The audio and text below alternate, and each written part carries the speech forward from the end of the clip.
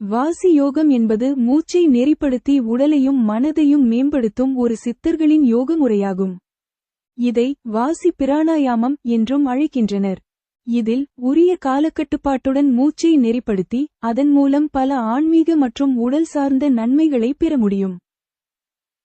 வாசி யோகம் என்றால் என்ன? வாசி என்பது பிரபஞ்ச காற்றிலிருந்து உடலுக்குள் வரும் மூச்சை குறிக்கிறது. இந்த மூச்சை நெறிப்படுத்தி ஒரு குறிப்பிட்ட முறைப்படி பயிற்சி செய்வதே வாசி யோகம் ஆகும்.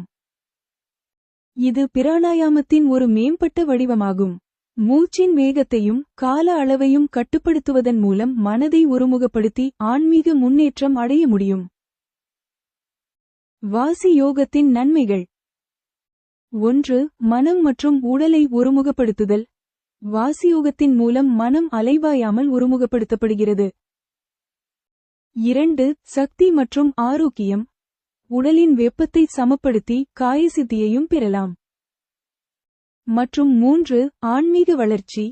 மூச்சை நெறிப்படுத்துவதன் மூலம் மனம் அறிவுடன் கலந்து ஞானம் பெறவும் எதிர்காலத்தை உணரும் வல்லமை பெறவும் முடியும்.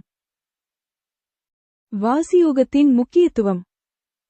பண்டைய சித்தர்களான சிவன், அகத்தியர், திருமூலர், போகர் போன்றோர்களால் இந்த யோக முறை கடைபிடிக்கப்பட்டு அவர்களின் பாடல்கள் மூலம் நமக்கு கற்றுக் கொடுக்கப்பட்டுள்ளது.